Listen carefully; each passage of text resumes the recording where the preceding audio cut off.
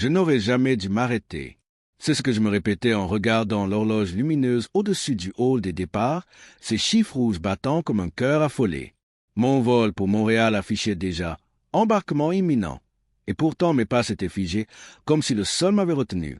L'odeur du café brûlé, le roulement des valises, les annonces métalliques, tout s'était éloigné. Il ne restait plus que ce cri étouffé, fragile, presque honteux. Un bébé, assise contre un pilier, une femme sans abri berçait un nourrisson emmitouflé dans une couverture trop fine pour l'hiver. Son visage était tiré par la fatigue, ses yeux d'un brun sombre accrochaient le vide comme on s'accroche à une bouée invisible. Je ne la connaissais pas. Elle ne m'avait rien demandé. Et pourtant, quelque chose m'avait traversé, une chaleur brutale, un rappel de promesses oubliées. J'ai pensé à mon billet, à mon entretien décisif, à la vie que j'avais planifiée au millimètre. J'ai pensé aussi à ce bébé dont la respiration saccadée semblait demander la permission d'exister. Je me suis approché. Elle a levé la tête, méfiante, prête à se refermer. J'ai parlé trop vite, des mots maladroits, une question simple. Elle s'appelait Élise. Le bébé, Noah. Elle avait fui une nuit trop longue, une violence silencieuse, et le froid s'était installé avant qu'elle n'ait trouvé un refuge. Les minutes se sont mises à glisser, dangereuses. Je savais que chaque seconde me rapprochait de la porte qui allait se fermer sans moi. À cet instant précis, si cette histoire vous touche déjà, prenez une seconde pour aimer la vidéo et vous abonner à la chaîne. Cela aide énormément à continuer de partager des récits comme celui-ci. Je lui ai tendu un café chaud, puis une couverture achetée à la hâte. Noah a cessé de pleurer. Le silence est devenu lourd, presque solennel. Une annonce a retenti, mon nom prononcé comme un avertissement. J'ai regardé Élise. Elle a baissé les yeux, comme si elle savait ce que je risquais de perdre. Je me suis dit que je pouvais encore courir, que je pouvais être raisonnable. Puis j'ai vu la petite main de Noah se refermer sur mon doigt, réflexe minuscule, irrévocable. Et dans ce geste, j'ai compris que le temps venait de changer de direction. Quand j'ai levé la tête, l'écran indiquait « porte fermée ». Et la décision que j'ai prise alors allait bouleverser bien plus qu'un simple voyage. La porte fermée. 2 mots qui auraient dû me briser net. Pourtant, je suis resté là, immobile, comme si mon corps refusait encore d'accepter ce que l'écran annonçait. Autour de moi, l'aéroport poursuivait sa mécanique indifférente. Des vies partaient, d'autres arrivaient. La mienne venait de dérailler. Élise s'est levée d'un bond, paniquée. « Vous allez rater votre vol à cause de moi », a-t-elle murmuré, la voix tremblante, comme si la culpabilité était devenue son unique manteau. J'ai secoué la tête. Ce n'était pas vrai. Pas entièrement. J'avais raté mon vol à cause d'un choix, et ce mot « choix » résonnait désormais avec une gravité nouvelle. Nous avons marché sans direction précise, loin des portes d'embarquement. Le bébé dormait enfin, son souffle régulier contre la poitrine d'Élise. Elle me racontait des fragments de sa vie, des morceaux brisés qu'elle assemblait sans ordre, un appartement perdu, un compagnon disparu, des services sociaux saturés, des nuits à se cacher du froid. Je l'écoutais, et plus elle parlait, plus je sentais la frontière entre aider un instant et s'impliquer vraiment, se dissoudre. Je suis allé au comptoir de la compagnie aérienne. Le prochain vol coûtait cher. Trop cher. Le genre de somme qui fait transpirer la paume des mains. Je me suis surpris à calculer, à renoncer intérieurement, puis à revenir sur mes pas. Quand je suis revenu vers Élise, elle avait tenté de s'éloigner, comme si elle craignait d'être un fardeau. Je l'ai rattrapée. « Attendez !» Ce mot-là, je ne l'avais jamais dit avec autant de certitude. Nous avons trouvé un coin calme, près d'une baille vitrée. Dehors, la neige commençait à tomber, lente, presque élégante. À l'intérieur, je me débattais avec une question simple et terrifiante. Jusqu'où étais-je prêt à aller? Aider. C'est facile quand ça ne coûte rien. Mais là, le prix s'élevait argent, temps, avenir. Élise m'a regardé droit dans les yeux. Je n'ai besoin de rien, a-t-elle menti. Ses mains, elles, tremblaient. J'ai appelé un hôtel, puis un centre d'accueil. Des refus polis, des délais absurdes. Le bébé s'est réveillé, a pleuré de nouveau, et chaque pleur semblait frapper contre ma poitrine. J'ai senti une pression étrange, comme si quelqu'un me poussait vers une porte invisible. Et quand j'ai enfin trouvé une chambre disponible pour la nuit, Élise a éclaté en sanglots, un mélange de gratitude et de peur. Je croyais que cette nuit serait une parenthèse, une pause avant de reprendre ma route. Je ne savais pas encore qu'en franchissant cette porte d'hôtel, je venais d'entrer dans une histoire dont il serait impossible de sortir intact. La chambre était petite, trop chauffée, avec une odeur de déterge bon marché. Pourtant, lorsqu'Élise s'est assise sur le lit en posant délicatement Noah, j'ai vu ses épaules s'affaisser comme si elle déposait enfin un poids invisible. Je suis resté debout un instant, hésitant, conscient de l'étrangeté de la situation. 10 heures plus tôt, je vérifiais mes mains en retard, obsédé par un futur professionnel brillant. À présent, je me demandais si le bébé avait mangé depuis combien de temps. Je suis sorti acheter du lait, des couches, quelques vêtements. Dans la supérette, chaque article semblait une promesse silencieuse. Quand je suis revenu, Élise me regardait comme on regarde quelqu'un qui pourrait disparaître à tout moment. Elle m'a raconté la nuit où tout avait basculé, une dispute devenue menace, une porte claquée, puis la rue. Sa voix ne tremblait plus, c'était pire. Elle parlait avec une lucidité épuisée, celle des gens qui n'attendent plus rien. Je n'ai presque pas dormi. Les pleurs de Noah me réveillaient en sursaut, et chaque fois, Élise se levait avant moi, instinct maternel plus fort que la fatigue. À l'aube, la lumière grise a envahi la chambre. J'ai compris alors que mon téléphone vibrait sans cesse. Des messages, des appels manqués, l'entreprise, l'entretien que j'avais préparé pendant des mois. Mon absence n'était plus un incident, c'était une question. Je suis allé dans le couloir pour répondre. La voix au bout du fil était polie, distante. Nous avons attribué le poste à quelqu'un d'autre. Une phrase nette, sans appel. J'ai remercié, raccroché, et je suis resté là, le dos contre le mur, à respirer lentement pour ne pas laisser monter le vertige. Je m'étais toujours dit que les opportunités reviennent.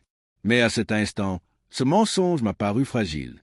Quand je suis revenu dans la chambre, Élise a compris. Elle a baissé la tête. « Je suis désolé », a-t-elle chuchoté. J'ai voulu répondre quelque chose de rassurant, mais les mots ne venaient pas. À la place, j'ai regardé Noah, éveillé, ses yeux immenses fixés sur moi comme s'il reconnaissait déjà mon visage. Cette reconnaissance muette m'a bouleversé. Nous avons parlé d'un plan, des démarches, des papiers perdus. Elle avait peur des services sociaux, peur qu'on lui enlève son enfant. Je n'avais pas de réponse, seulement une présence. Et c'était peut-être là le plus dangereux, rester. Parce que rester, c'était accepter de lier mon destin au leur, au moins pour un temps. En quittant l'hôtel ce matin-là, j'ai cru sentir une ligne invisible se tracer derrière moi. Je ne savais pas encore qui allait la franchir, moi, ou une vérité bien plus lourde qui s'approchait sans bruit. Le centre d'aide sociale se dressait au bout d'une rue grise, coincé entre une pharmacie et un café déjà plein à 9 heures du matin. À l'intérieur, l'air sentait le papier humide et la résignation. Élise serrait Noah contre elle comme un rempart vivant. J'ai rempli des formulaires pendant qu'elle répondait aux questions, certaines trop intrusives pour être justes, d'autres trop vagues pour être utiles. Les heures passaient sans qu'aucune solution concrète n'apparaisse. Une assistante sociale, le visage fatigué mais le regard attentif, nous a finalement reçus.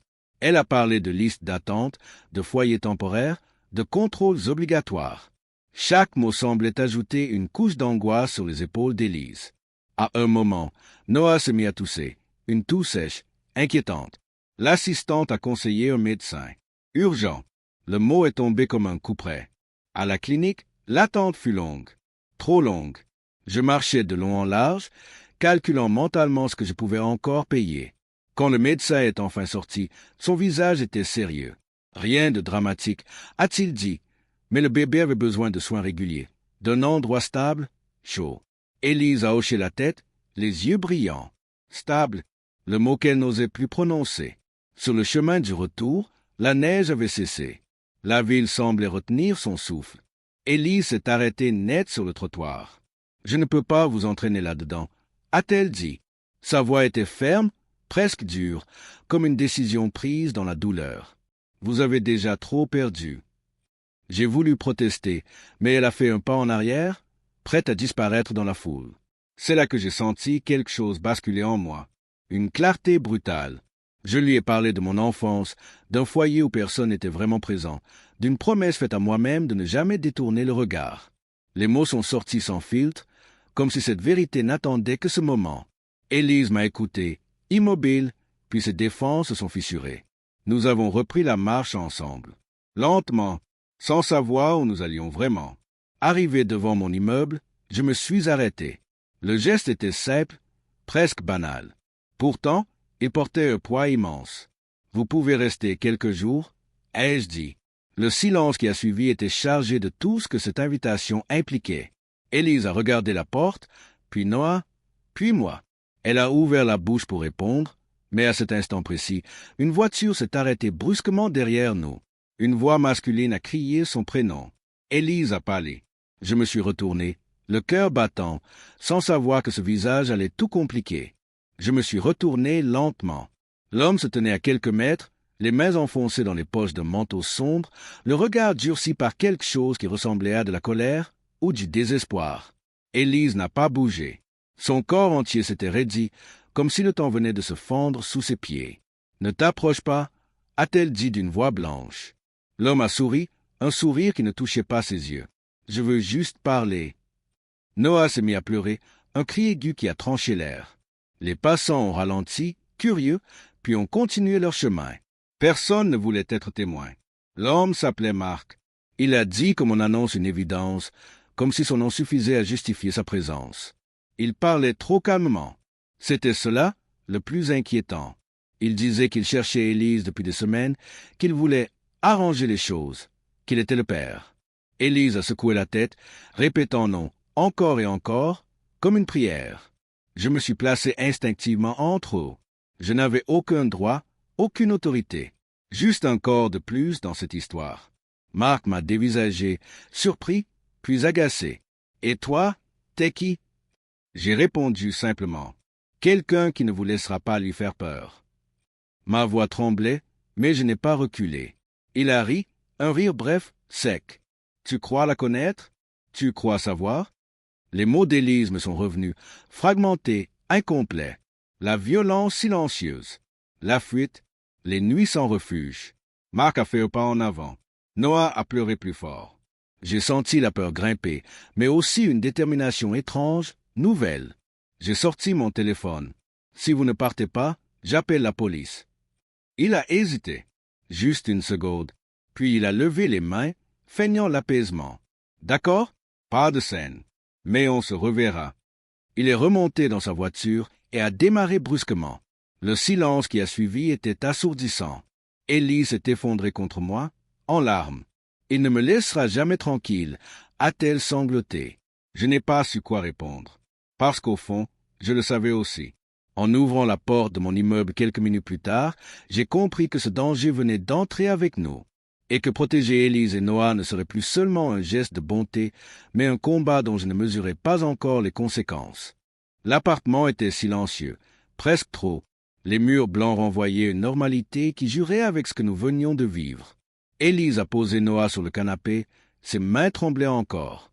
Je lui ai proposé de l'eau, puis je me suis rendu compte que je faisais ces gestes mécaniquement, comme pour me convaincre que tout était sous contrôle. Rien ne l'était. Pas après ce regard. Pas après cette promesse à peine voilée. La nuit est tombée rapidement. Les lumières de la ville dessinaient des ombres mouvantes sur les murs. Élise parlait peu, chaque bruit du couloir la faisait sursauter. Je lui ai dit qu'elle pouvait dormir dans la chambre, que je prendrais le canapé. Elle a protesté faiblement, puis a cédé.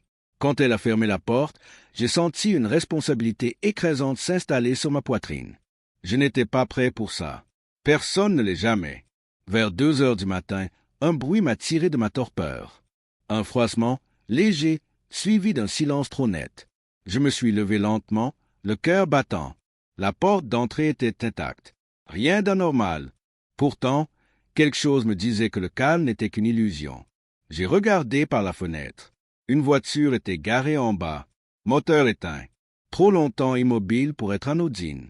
Le matin est arrivé sans promesse. J'ai appelé un ami avocat. Je n'ai pas donné tous les détails, juste assez pour poser une question simple. Que faire quand quelqu'un représente menaçant avoir encore franchi la ligne? Sa réponse a été prudente, presque décourageante. Sans plainte, sans preuve, les mains étaient liées. J'ai raccroché avec une sensation de vide. Élise m'a rejoint dans la cuisine. Elle avait ce regard que je commençais à reconnaître, un mélange de honte et de gratitude. « Je devrais partir » a-t-elle dit, avant que ça n'empire. J'ai ouvert la bouche pour répondre, puis je me suis tu, parce qu'une partie de moi savait qu'elle avait raison, et une autre refusait catégoriquement de la laisser seule. Nous avons décidé de sortir, prendre l'air, acheter de quoi tenir quelques jours. Dans la rue, chaque visage semblait suspect. À la caisse du supermarché, j'ai senti un regard peser sur ma nuque. Je me suis retourné trop tard. Personne, ou peut-être quelqu'un qui savait se fondre dans la foule. De retour à l'appartement, un détail m'a glacé. La porte était entr'ouverte, de quelques centimètres à peine. Assez pour dire que quelqu'un était entré. Assez pour comprendre que le temps des avertissements était terminé. Je suis resté figé une seconde, la main suspendue dans le vide.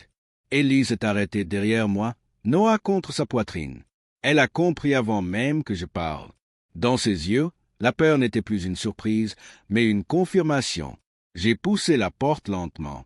L'appartement semblait identique, trop calme, trop rangé. C'est souvent comme ça que le danger se présente, banal, presque poli. J'ai fait le tour des pièces. Rien de cassé, rien de volé. Puis j'ai vu le détail. Sur la table du salon, là où j'avais laissé mes clés le matin même, reposait un papier plié en deux. Je ne l'ai pas touché tout de suite. Mon cœur battait si fort que j'avais l'impression qu'il résonnait dans les murs. Élise s'est approchée, a posé Noah sur le canapé. Ses lèvres murmuraient « Non », sans bruit. Le message était court. Trop court. On doit parler. Pas de signature. Pas besoin. J'ai senti une colère froide monter, différente de la peur. Quelqu'un avait franchi la limite. Quelqu'un avait voulu montrer qu'il pouvait entrer, sortir, laisser une trace. Élise s'est effondrée sur une chaise. « Il va me prendre mon bébé », a-t-elle dit, comme une certitude déjà écrite. J'ai appelé la police. Cette fois, je n'ai rien minimisé. L'intrusion, le message, les menaces implicites. Ils ont pris note, promis un passage. Promis, un mot de plus en plus léger. En attendant, le silence est devenu un ennemi. Chaque minute étirée augmentait la pression. Noah dormait, inconscient du chaos qui se resserrait autour de lui. Quand les policiers sont enfin arrivés, leur inspection a été rapide. Trop rapide. Pas d'effraction visible. Pas de preuves formelles. Ils ont conseillé la prudence, laissé un numéro et sont repartis. La porte s'est refermée derrière eux avec un claquement sec. J'ai eu l'impression qu'elle nous enfermait au lieu de nous protéger. Le soir, Élise m'a fait une confession à voix basse. Marc n'était pas seulement violent. Il était méthodique, patient. Il aime attendre, a-t-elle dit. Il aime quand on croit être en sécurité. Ces mots m'ont glacé. Je me suis rendu compte que je n'avais jamais envisagé la fuite comme une stratégie. Peut-être parce que fuir, c'était encore choisir. Je regardais Noah dormir, son poing serré, son visage paisible. Et pour la première fois, une pensée dangereuse a traversé mon esprit. Et si la seule façon de les protéger était d'aller plus loin que je ne l'avais jamais imaginé, avant que je puisse la chasser, mon téléphone a vibré. Un message inconnu, une adresse, et 3 mots qui ont fait basculer la nuit. L'adresse est imprimée dans mon esprit avant même que je comprenne pourquoi mes mains tremblaient. Un entrepôt désaffecté à la périphérie de la ville. Pas de signature, pas d'explication, juste une invitation déguisée en piège. Élise a vu mon visage se fermer. C'est lui, n'est-ce pas? J'ai hoché la tête. Le silence est retombé, lourd, presque complice. J'ai dit que je devais réfléchir. En réalité, une décision se formait déjà, lente et irréversible. Si je n'y allais pas, il continuerait. Si j'y allais, je ne savais pas ce qui m'attendait. Élise a posé une main sur mon bras. Il est dangereux. Je l'ai regardé longuement. Je sais. Ce que je n'ai pas dit, c'est que l'inaction me paraissait soudain plus dangereuse encore. J'ai appelé mon ami avocat une seconde fois. Il a soupiré, m'a demandé de ne rien faire seul, de prévenir la police. J'ai promis. Un mensonge de plus, dit pour rassurer. J'ai laissé Élise chez une voisine de confiance, une femme discrète qui n'a pas posé de questions. En quittant l'immeuble, j'ai eu l'impression de trahir quelque chose de précieux, comme si chaque pas m'éloignait d'un point de non-retour. L'entrepôt était éclairé par une seule ampoule jaunâtre. La porte grinçait, entr'ouverte, exactement comme celle de mon appartement. À l'intérieur, l'air sentait la poussière et le métal froid. Marc était là, assis sur une caisse, détendu, presque cordial. « Merci d'être venu », a-t-il dit, comme si nous avions rendez-vous pour un café. Son calme donnait envie de hurler.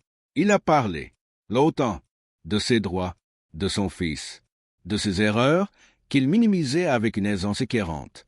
Il disait vouloir récupérer sa famille.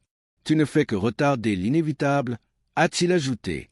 J'ai senti la colère monter, brûlante, mais je me suis forcé à rester immobile. Chaque mot était une provocation calculée. Puis il s'est levé et s'est approché. Trop près? Tu crois être un héros? A-t-il murmuré. À cet instant, j'ai compris qu'il ne cherchait pas un accord. Il cherchait une domination, une preuve. Et quand j'ai reculé d'un pas, il a souri, comme s'il venait d'obtenir exactement ce qu'il voulait. Un bruit de sirène a retenti au loin. Mark a figé, puis a ri doucement. Tu vois, même eux arrivent toujours trop tard. Et dans ce rire, j'ai su que la vraie bataille ne faisait que commencer. La sirène s'est éloignée, avalée par la nuit, et le silence est redevenu compact, presque étouffant. Mark s'est rassis, comme si rien n'avait interrompu sa démonstration. Il a sorti son téléphone, l'a posé face visible sur la caisse. Une photo s'est affichée. Mon appartement, la fenêtre, l'heure, récente. Mon estomac s'est noué. Je sais où tu vis, a-t-il dit doucement. Je sais où ils sont. Le pluriel a claqué comme une gifle. J'ai senti une peur animale me traverser, mais aussi une lucidité nouvelle. Chaque mot, chaque geste devait désormais gagner du temps. Je lui ai parlé de médiation, de solutions légales, de tout ce qui pouvait paraître raisonnable. Il m'écoutait avec un amusement patient, comme un chat devant une proie qui s'épuise. « Tu veux jouer au négociateur » a-t-il soupiré. « Très bien, voilà les règles. » Il a exigé que je me retire, que je cesse toute aide, que je disparaisse de leur vie. En échange, il promettait de laisser les choses se calmer. J'ai pensé à Élise, à Noah, à la fragilité de ses promesses.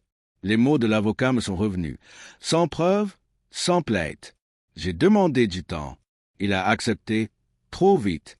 24 heures, a-t-il dit. Après, je reprends ce qui est à moi. En sortant de l'entrepôt, l'air froid m'a frappé comme une claque salutaire. J'ai composé le numéro de la police, cette fois sans détour. J'ai raconté l'adresse, la rencontre, les menaces. On m'a dit d'attendre. Toujours attendre. J'ai ensuite appelé Élise. Elle a répondu en chuchotant. Il est passé, a-t-elle dit. Mon cœur s'est arrêté. Il n'est pas entré. Il a juste regardé. J'ai couru. Les rues se sont enchaînées dans un flou de lumière et de respiration coupée. Quand je suis arrivé chez la voisine, Élise tremblait. Noah pleurait sans s'arrêter. J'ai compris alors que le temps des promesses était terminé, qu'il fallait des preuves. Quelque chose de tangible, d'irréfutable. Une idée dangereuse a pris forme, alimentée par l'urgence. J'ai ouvert mon ordinateur. J'ai fouillé. Dossier public, ancien rapport, plainte retirée. Le nom de Mark apparaissait, effleurant la surface sans jamais couler. Puis, au détour d'un document oublié, j'ai vu une date, un lieu et un détail qui pouvaient tout changer. Mais avant que je puisse aller plus loin, un coup sec a retenti à la porte.